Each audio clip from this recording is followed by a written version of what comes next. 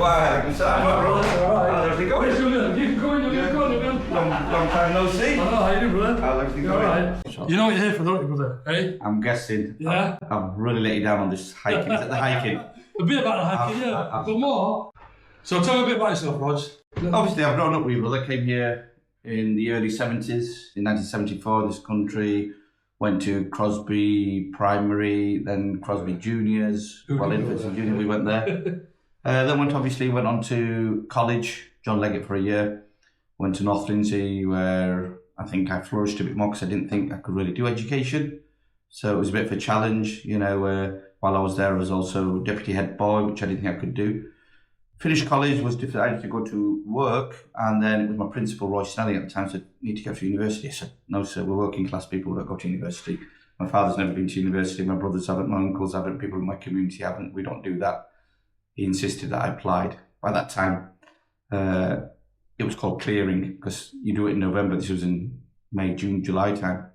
So obviously went away, and I was lucky to go to university, do a degree, do a master's degree. Then I had an opportunity to do a PhD for Oracle and Rolls-Royce. And the rest is history. Came back home, my father came here with £5 to the UK. I came back one weekend from studies and I thought, he's still working. And he's always wanted to go in Jamaat, and he always wanted to go out and do a bit of missionary work. So I came and said, "You know what?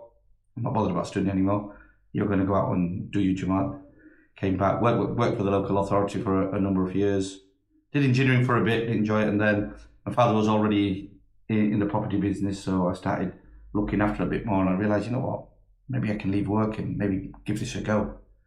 And it was a time when we were doing a huge project at the mosque, so the masjid. So I think it was maybe a blessing in disguise. So I took a sabbatical from work to concentrate on building the masjid. 6 months had gone. They said, "Are you coming back to work?" I said, "It's not finished. I need another 6 months." Another 6 months had gone. The work in the masjid hadn't finished. The purpose of me telling you this is the journey for Mortz. And they said, "Look, you've been away for a year. If we'd known that, we could have given this post to somebody else as a temporary post. We've had a gap in service. Either you come back to work or you do the honourable thing." And that's when I thought, you know what, I'm going to take the leap and give this property business a go. And then I decided, I'm going to brand it and run it like a business. And by the grace of Allah, the business grew, flourished, and I'm here today. And I'm blessed because both my sons work for me. My wife left the local authority and worked for the business. And I've got a team of probably 7 or 8 people who work on a full-time basis, managing, maintaining, buying and selling property. So I'm really honoured and privileged that you've given me the opportunity to be part of your project, which I think is so much important, because I used to run a youth project called the Medan Youth Organisation, which was about engaging people in a healthy lifestyle.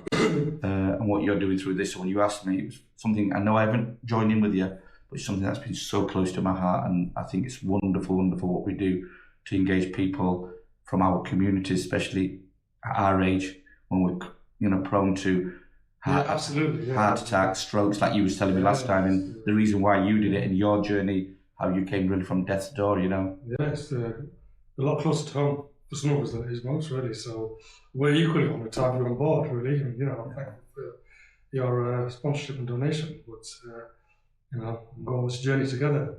And I promise you, hand on heart, I'm going to make some time. I know when you said to that, don't you? No, I know that. You and my brother, we grew up together. And you're absolutely right.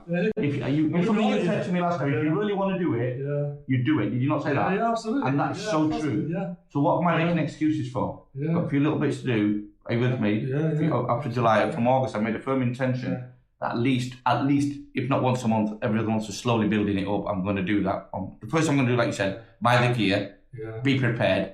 Are you with me? So absolutely. I've got no excuses. So we're going to go to that place you said near Morrison's or wherever it is. You're telling me. So I see. I've been listening. So that aside, what was it that made you become a sponsor then? What was it? Like I said, I think what you're doing is wonderful. Yeah. Not only for that, for the active lifestyle, the healthy lifestyle, and from an Islamic point of view, going out there and walking, like you said to me, bro, you don't realise how beautiful it is. Yeah. And my brother Mullah said, that's Allah. That apparently when you go there and you see the beauty, it makes you recognise Allah and His magnificence. So when you said to me, bro, it's not just us, we have a banter, we have a laugh, it's a brotherhood, and we all get together, and it's not just walking, but it brings the communities together. So all of those ticks the boxes that I believe in. So like I said, it's not you thanking me, I thank you for giving me the opportunity to be involved in something so good.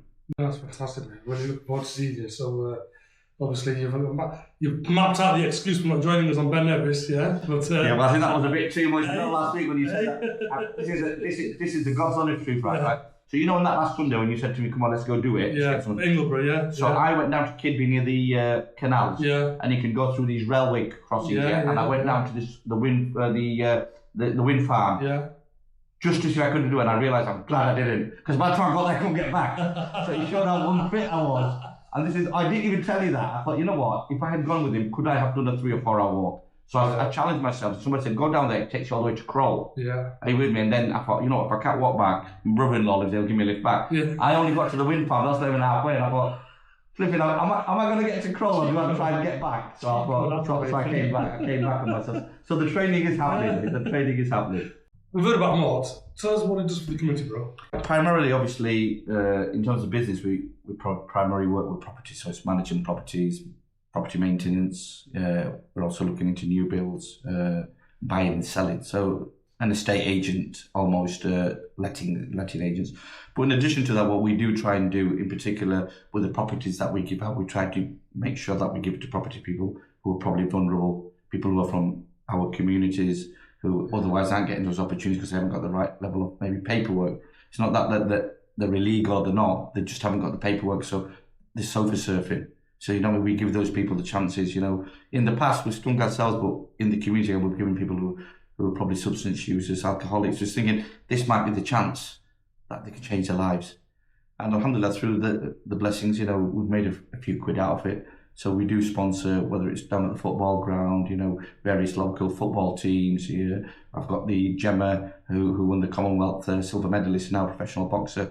So a bit of that. But ideally, I'd like to invest a bit more, if you like, sponsorship into community-based projects. It's just a little bit back. As I'll say just before I finish, my father told me something that we're only custodians of our health and our wealth and our time. So sometimes we think it's my health, my wealth and my time, but realistically, none of those things belong to us. It's what we do with it and the little bit of a footprint that we can leave and a legacy. It's not leaving big lavish buildings and a healthy bank balance. The stuff that you're doing, encouraging people to become healthy and living a healthy and active lifestyle, that itself is leaving a footprint. So we'll have next generation of people who are healthy, who are well, hopefully, who aren't prone to going to hospital because of strokes and heart attacks. And I think, unless we talk about it, but we don't do action, you and the hiking group have taken that responsibility and ownership to become community champions to ensure that, we're doing that. Absolutely, bro. I hope get more and more people out of us. Would I be able to do it? And when I went there, I thought, I'll tell you what, that's not all right. When you see us at the end of the year, you'll be absolutely creepy. We're quite a back play, leave play. Well, listen, fast forward to us, yeah? Listen, before you go, I'm going to forget this, yeah? This is to say thanks. Oh, thanks, present you with your little Mortz, yeah? Thank you. Okay. Wear it on the next one for me, okay? Yeah? I'll join you. Thank you, brother. Thank you, brother. Love you, bro.